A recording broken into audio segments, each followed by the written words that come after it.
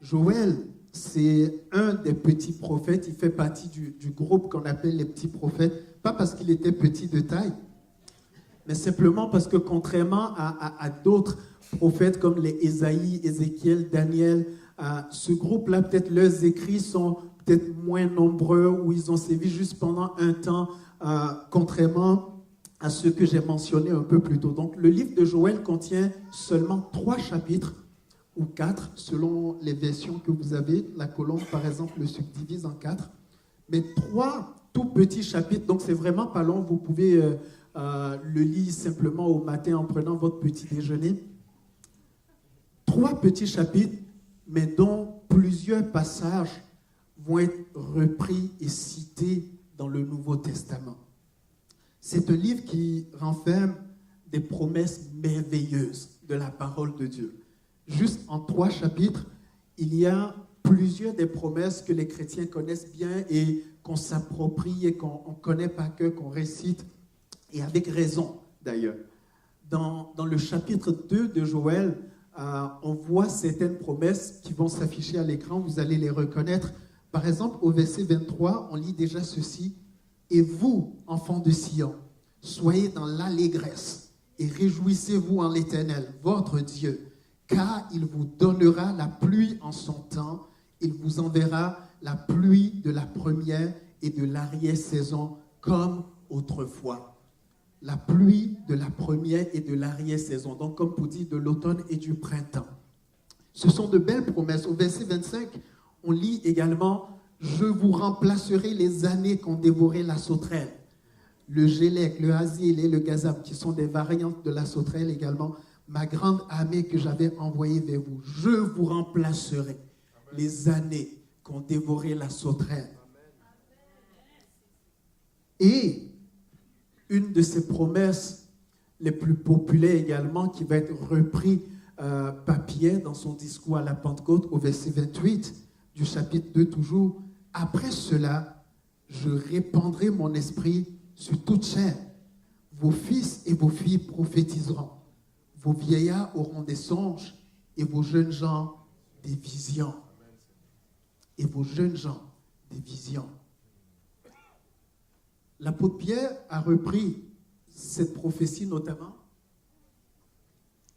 dans son discours à la Pentecôte et il dira à ses auditeurs, « Repentez-vous et vous recevrez le Saint-Esprit que Dieu a promis. »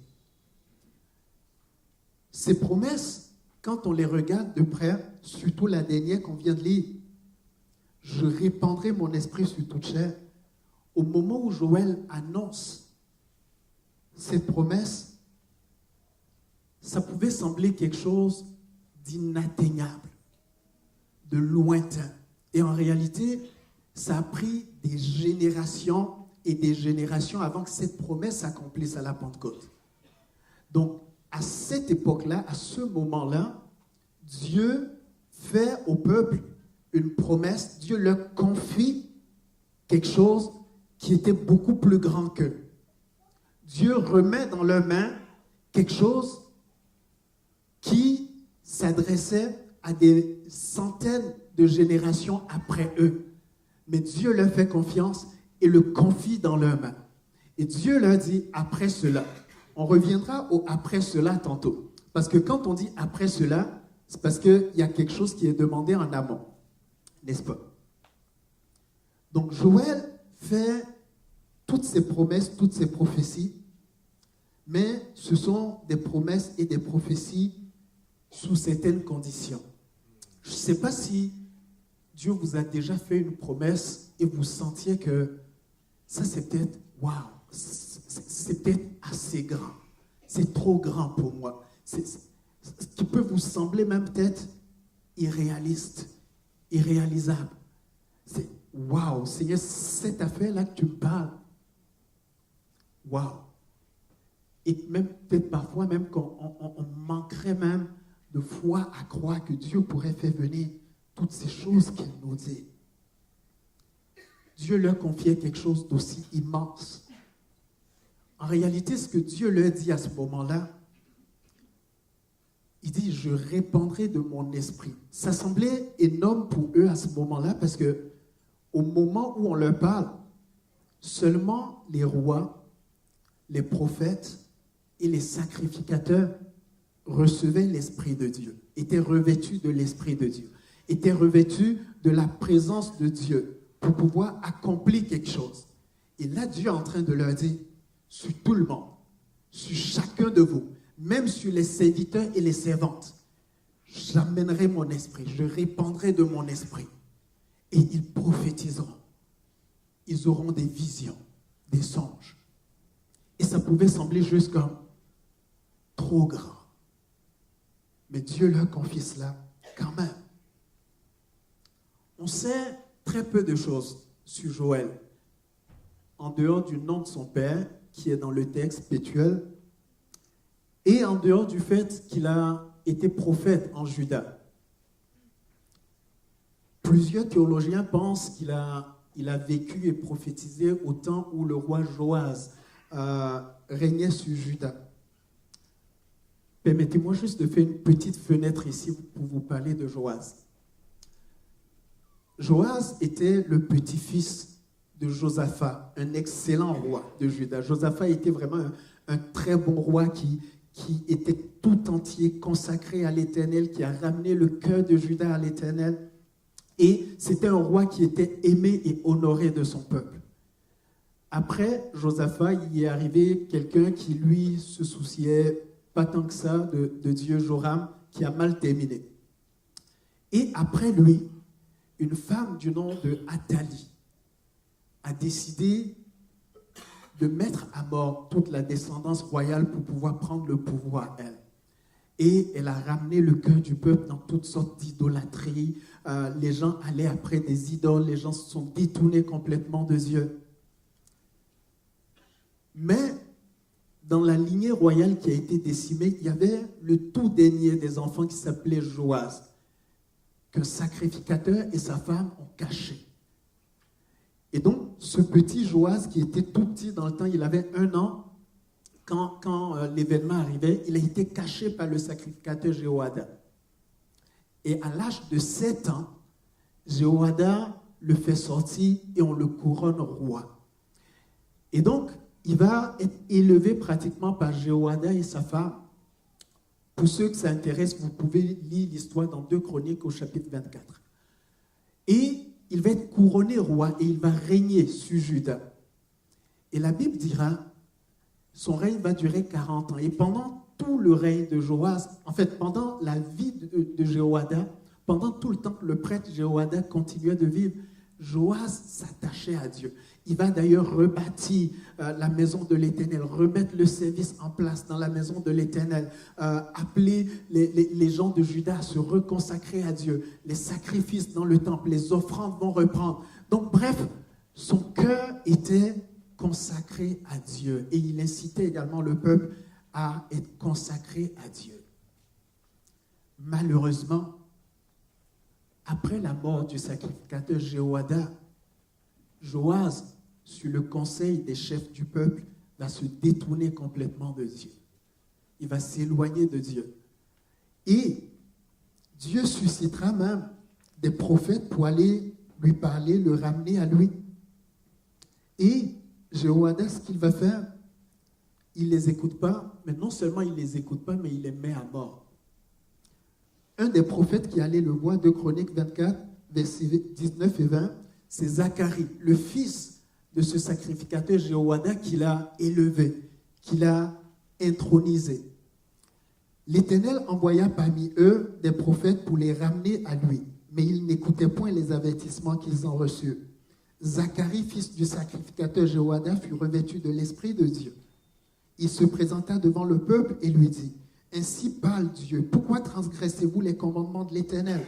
Vous ne prospérerez point, car vous avez abandonné l'Éternel et il vous abandonnera. » Et il conspirait contre lui et le lapidait par ordre du roi dans le parvis de la maison de l'Éternel.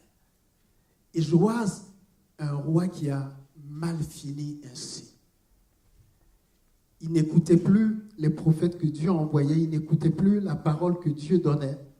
Il en faisait à sa tête. Et plusieurs pensent que c'est dans ce contexte également que Joël prophétisait. Et Joël va se lever également et il va commencer à appeler le peuple et ses leaders à revenir à Dieu de tout leur cœur.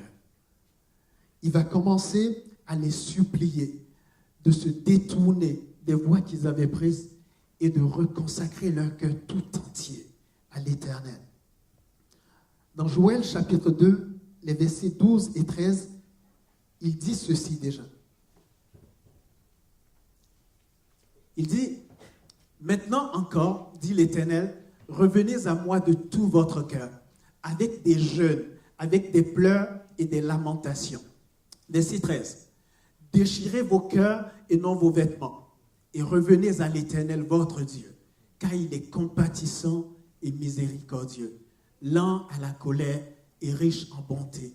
Il se repent des maux qu'il envoie. » Un peu plus loin, ou même dans un autre verset, Joël 1,14, il va continuer de les supplier.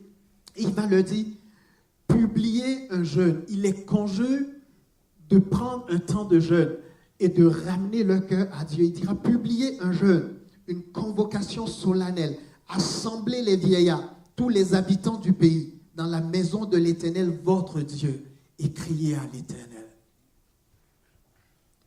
Il va continuer de les supplier, de prendre le sac et la cendre s'il faut, de s'humilier devant Dieu, de chercher Dieu de tout leur cœur, de revenir à Dieu. Il appelle à un cœur à cœur à nouveau avec Dieu. Et il le fait en utilisant une image que je trouve très intéressante.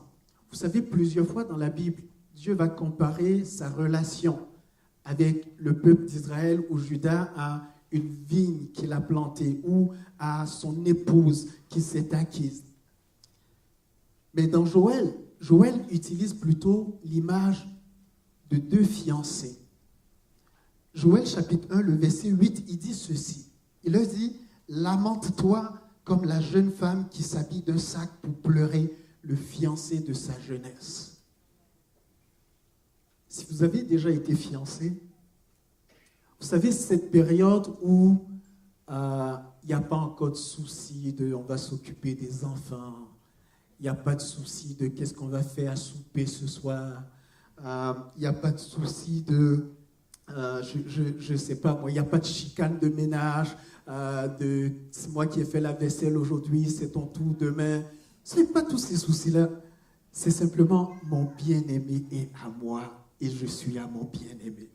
Vous vous regardez toute la journée, les yeux dans les yeux, on passe du temps ensemble, c'est le fun, on aime ça. On voit les petits cœurs qui pétillent dans les yeux, autour de la tête. C'est juste merveilleux. C'est juste merveilleux. Et c'est à ça que Joël les appelle à revenir. Joël le dit, ça fait rire, c'est un... Vous ne voyez pas les cœurs, vous, non? Ok, bon. J'aurais essayé. Et Joël les appelle à revenir comme au moment où ils étaient fiancés à l'Éternel. Il les appelle à revenir à cet élan de cœur qu'il y avait entre Dieu et eux autrefois. Il dit comme une jeune fille pleurait son fiancé. C'est à cela qu'il les appelle. Et il leur demande de ramener leur cœur, de revenir tout entier. Plusieurs fois dans le livre, il dira cette expression, les offrandes ont cessé, les libations ont cessé. Les libations, c'était, les offrandes d'abord, c'était toutes sortes d'animaux qui pouvaient être sacrifiés dans la maison de Dieu. Les libations, c'était toutes sortes de liquides qu'on répandait. Et il faisait ces choses comme pour faire plaisir à Dieu. Il faisait ces choses comme pour offrir comme une louange, une reconnaissance à Dieu. Et toutes ces choses avaient cessé, avaient arrêté dans la maison de Dieu. Mais j'ai été surpris de voir que dans tout le livre, à aucun moment il leur demande de recommencer les sacrifices, les offrandes dans le temple de Dieu. Il leur demande plutôt de ramener leur cœur. Parce qu'ils savaient que les sacrifices avaient cessé, parce que les cœurs s'étaient éloignés de Dieu. Les offrandes avaient cessé, parce que les cœurs s'étaient refroidis et éloignés de Dieu. La louange avait cessé, parce que leur cœur s'était refroidi et éloigné de Dieu. Leur prière avait cessé, parce que leur cœur s'était refroidi et éloigné de Dieu. Et Joël adresse le problème à sa source. Il leur dira, revenez à l'Éternel de tout votre cœur. Revenez à l'Éternel de tout votre cœur. La Bible dira que vous et moi sommes le temple du Saint-Esprit. Et dans ce temple-là, quand la louange cesse, quand les actions de grâce cessent, quand la prière cesse, ce n'est pas juste quelque chose de mécanique. Ce n'est pas juste parce qu'on est tellement occupé aujourd'hui. Ils n'étaient pas occupés dans le temps. C'est parce que quelque chose s'est passé dans le cœur. Le cœur s'est refroidi. Le cœur s'est éloigné. Le cœur a changé. Et il leur dira, revenez à l'Éternel de tout votre cœur. Dieu est un Dieu d'amour, est un Dieu qui aime. La Bible dirait littéralement, Dieu est amour. Et c'est avec le cœur qu'on aime. Et c'est pour cela que Dieu veut ton cœur. Dieu t'aime et Dieu veut ton cœur en retour. Il ne veut rien d'autre, ton cœur en premier. Parce que Dieu sait qu'on peut offrir, on peut donner sans aimer. Mais on ne peut pas aimer sans donner. Et il veut ton cœur en premier. Parce que c'est que quand il aura ton cœur en premier, tout entier, tu pourras donner tout le reste et tu pourras te donner s'il faut. Dieu t'aime et Dieu veut ton cœur. Mon ami Valérie Nabi n'est pas ici ce matin, il est invité à prêcher ailleurs. Je vais profiter de son absence pour vous faire une confidence, ok? Mais vous ne lui dites pas. On est à peu près quoi, 300, 350 ce matin. Si quelqu'un lui dit, je saurais que c'est dans la gang ici que quelqu'un a trahi. Vous lui dites pas, ok? Promis? Ok. Il y en a qui ne sont pas très empressés à promettre. J'ai connu Valérie Nabi dans les années 2004-2005, il y a 15 ans à peu près. Je l'ai connue dans un groupe de prière qui réunissait plusieurs étudiants. Et bien avant de le rencontrer, Kwasi et lui, quelques jours plus tard ici, pas plus coïncidence, je ne savais même pas qu'il venait ici. Et dans ce groupe de prière, on était plusieurs étudiants qui venaient de différents pays. Et on se réunissait une fois par semaine pour prier. On avait faim, on avait soif de Dieu, on cherchait Dieu ensemble, ainsi de suite. Et quand j'ai connu Valérie à cette époque-là, je l'avais connu déjà à ce moment-là comme un homme de prière. Je le trouvais même par moments peut-être un petit peu trop extrême. À cette époque-là déjà, c'était un gars qui se levait tous les matins à 4 heures du matin pour aller prier. Tous les matins à 4 heures du matin, il était debout pour aller prier. Et quand il revenait de travailler, l'après-midi ou le soir, à chaque fois qu'il entrait chez lui, la première chose qu'il faisait, c'était de se mettre à pas pour aller prier. Vous pouviez l'appeler autant que vous voulez, il ne décrochait jamais son téléphone avant d'avoir terminé son temps de prière. Et on le connaissait comme tel. Et je sais qu'il est encore ainsi aujourd'hui. Et c'était un gars qui aimait prier, qui aimait être dans la présence de Dieu. Et un jour, dans ce groupe de prière, je ne sais pas comment ça se fait, quelqu'un fait la proposition que maintenant on va s'appeler au téléphone puis on va prier ensemble au téléphone les matins à 4 heures du matin. Fait que je l'ai fait comme, on peut-tu le mettre à 5 heures s'il vous plaît? Fait qu'on a réussi à négocier pour 5 heures du matin. Fait que là, la première semaine, ça commence. Fait qu'on s'appelait en cascade. Les téléphones, on avait des cellulaires, mais les téléphones intelligents n'étaient pas vraiment courants à cette époque-là. Fait qu'on s'appelait, on appelle un qui appelle l'autre, ainsi de suite. Puis on se mettait tous en ligne au téléphone pour prier. C'était fréquent dans ce temps-là quand on appelait certains, on tombait... On avait tous convenu qu'on allait s'appeler. Hein, fait que tout le monde était au courant. Puis des fois, tu appelais, puis tu entendais, vous avez joint Nadia Diabaté. Veuillez laisser... Puis on se dit, ben non, son téléphone est sur ne pas déranger, on va rappeler, ça va décrocher. Vous avez joint. Et qu'on comprenait qu'il y en a qui nous avaient laissé tomber. Moi, au moins, j'ai décroché.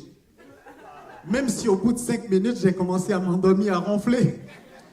Et sérieux, je ronflais, mais solide. Fait qu'au bout de 5 minutes qu'on avait commencé à prier, ça commençait... Et là, tout d'un coup, j'entendais la voix de Valérie qui disait, c'est qui ça? Et là, vous savez ce qu'il faisait? Le malhonnête. Il pesait sur les touches du téléphone. Vous savez, quand tu es en conversation avec quelqu'un, la personne appuie sur les touches, ça fait un gros bruit dans tes oreilles comme ping. Fait qu'il faisait ça pour me réveiller.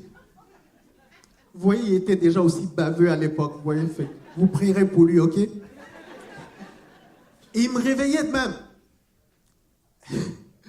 Et à force de me faire réveiller de même, matin après matin, mais au bout d'un certain temps, quand il m'appelait, il tombait aussi sur mon répondeur.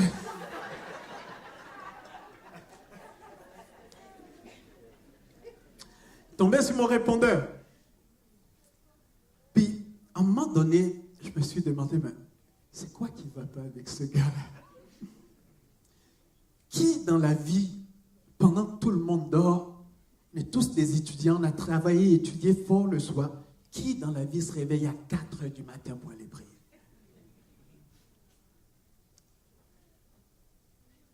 Fait que chemin faisant, par la suite, j'ai commencé à comprendre quelque chose.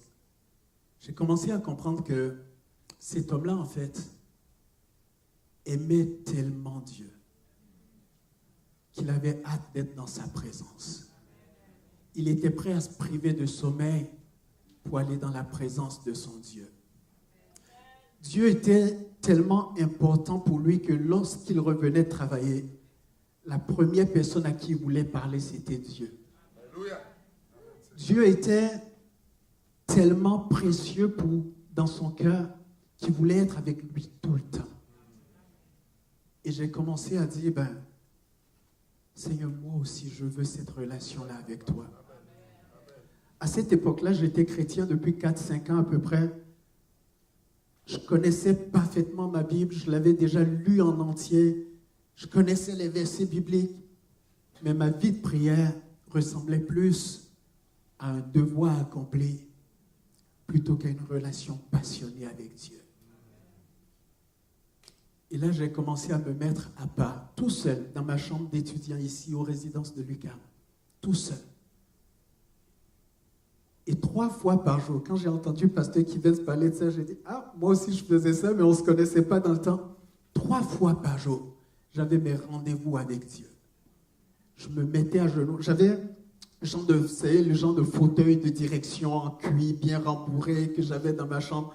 J'avais mes rendez-vous avec Dieu et quand venaient ces moments-là, je me levais de mon fauteuil, je m'installais soit sur mon lit ou soit à terre, puis je laissais. Pour moi, c'était comme le fauteuil est à Dieu maintenant, c'était mon boss, c'était le chef, c'était mon Seigneur est dans la place. Et 3 fois par jour, je me tenais dans sa présence, je me tenais devant lui. Et c'était très simple, c'était simplement, Seigneur, j'ai soif de toi. Seigneur, j'ai envie de te connaître encore plus. J'ai envie d'expérimenter une autre relation avec toi. Seigneur, voici ma vie, j'ai besoin de toi. Augmente mon amour de toi. Embrasse mon cœur. Élargis mes limites. Je veux être un passionné de Jésus-Christ. Je veux te connaître plus que jamais. Seigneur, je mets ma vie sur ton autel. Envoie ton feu, consume mon offrande. Prends-moi, fais de moi ce que tu veux. Et 3 fois par jour, j'étais là, qu'il pleuve ou qu'il neige, dans sa présence. Et rapidement, j'ai commencé à sentir que je changeais. Je changeais. Je changeais. Je vivais des expériences avec Dieu que je n'avais jamais expérimentées auparavant. Que je n'avais jamais goûté, connu auparavant. À cette époque-là, je vais même faire un pacte avec Dieu que j'ai encore aujourd'hui. Je l'ai écrit de ma main sur un papier à la main et que j'ai signé. Et dans ce pacte, je disais à Dieu, tu seras mon Seigneur et je serai ton esclave. Et partout où tu m'enverras, j'irai. Tout ce que tu me demanderas, je le ferai. Et je l'ai signé de ma main. Je le relis encore régulièrement aujourd'hui. Et souvent, quand Dieu me demande des choses plus difficiles, j'entends dans mon cœur cette voix qui dit, tu te souviens? Mais oui, je me souviens. Tout a changé à ce moment-là. Je n'étais pas pasteur, je n'étais pas ceci, je n'étais pas rien. Juste un cœur qui avait soif de Dieu. Juste un cœur qui voulait connecter avec Dieu, qui voulait se consacrer à Dieu en entier. Et Dieu vient. Vous savez, il y a certains types de prières que Dieu exauce toujours. Sers-toi de moi. Prends ma vie. Envoie-moi. J'ai besoin de toi. Laisse-moi te connaître plus. Dieu, quand il entend ce genre de prière, son cœur est attiré. Son cœur est attiré.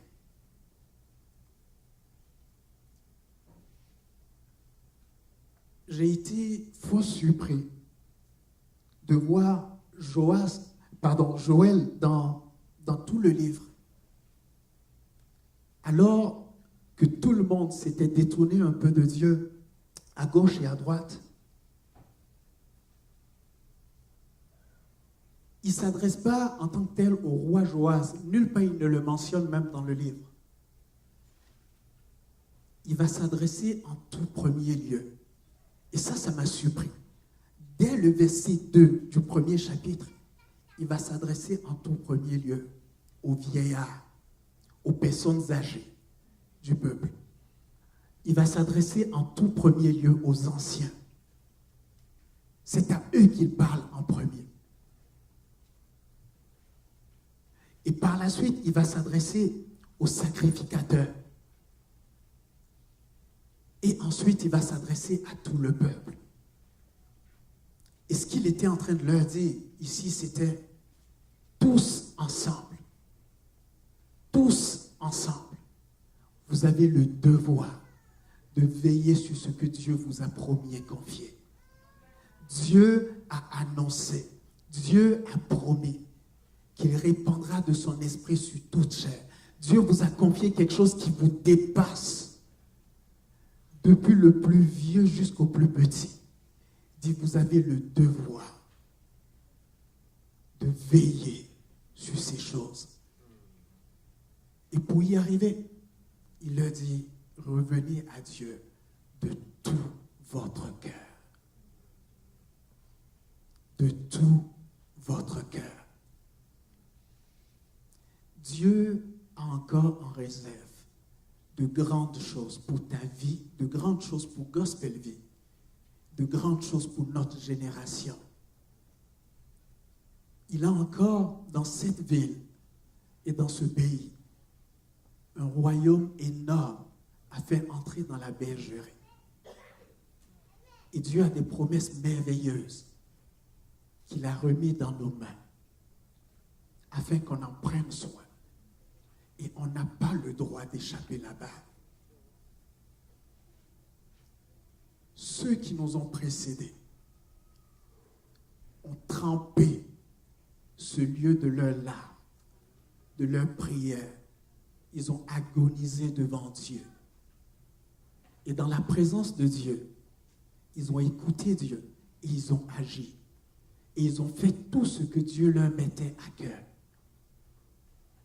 Et nous sommes ici aujourd'hui, héritiers de ce qu'ils nous ont confié.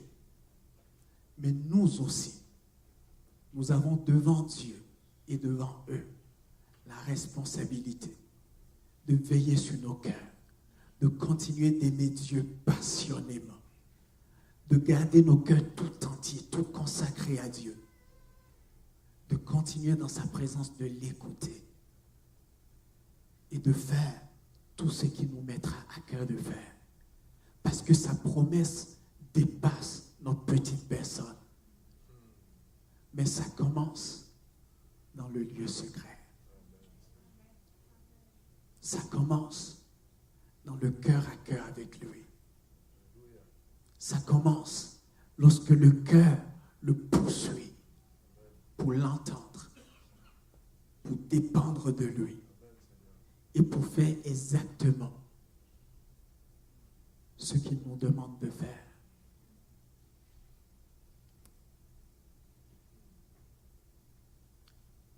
Quelque chose que j'ai remarqué également, c'est que à cette époque-là, lorsqu'ils ont commencé à se détourner de Dieu,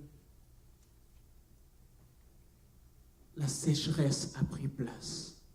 Ils faisaient toutes sortes de choses. Ils cultivaient comme d'habitude. Les sauterelles venaient tout ravager. Et lorsqu'on s'éloigne de Dieu, notre cœur commence à expérimenter une certaine sécheresse également. Lorsque Dieu n'est plus sur le trône de notre cœur, lorsqu'il n'est plus ce fiancé qu'on a hâte de rencontrer, il y a une certaine sécheresse qui s'installe également dans nos cœurs. Et cette sécheresse est totalement normale parce qu'on n'a pas été créé pour vivre loin de lui. Il nous demande de ramener nos cœurs, de ramener nos cœurs tout entiers à lui. Il chassera la sauterelle. Il fera tomber sa pluie à nouveau. Et il continuera de nous conduire dans ses voies jusqu'à ce que nous accomplissions ses plans pour notre génération. Le Seigneur peut nous faire de merveilleuses promesses, mais nous pouvons passer à côté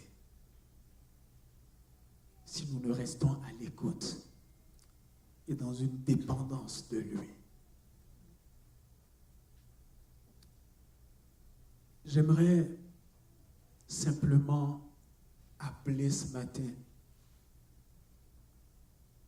toutes les personnes âgées de Gospel Vie, tous les leaders de Gospel Vie, les serviteurs, les servantes, les hommes et les femmes de Gospel Vie.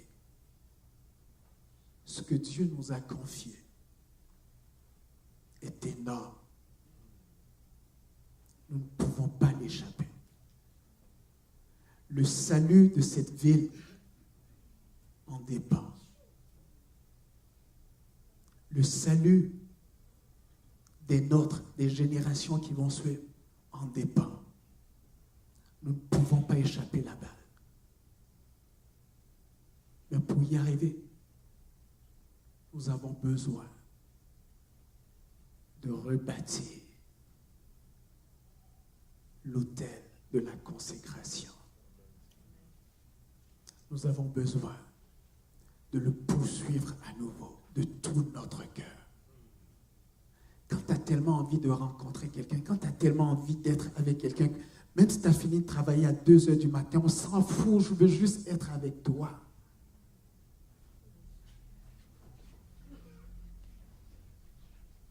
Et ce cœur-là, c'est le cœur que Dieu recherche. Vous savez, quand on entend des fois des témoignages des gens de oh, lui, il priait 4 heures de temps, il priait 6. C'est pas important le nombre d'heures. Faites pas attention aux détails. Ce qui est important, c'est la relation.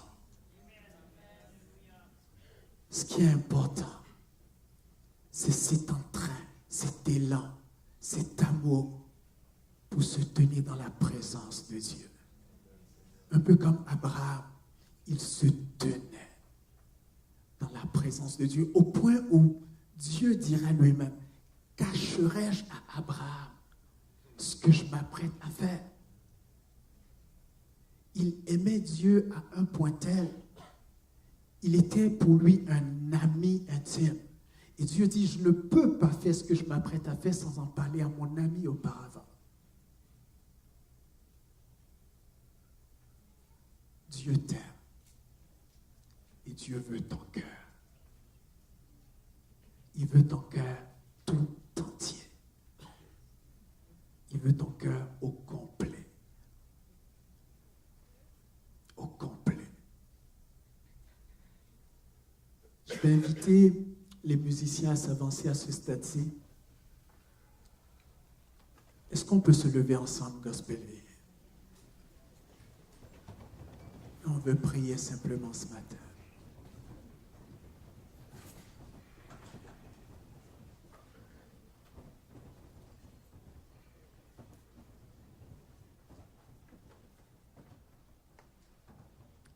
Alléluia.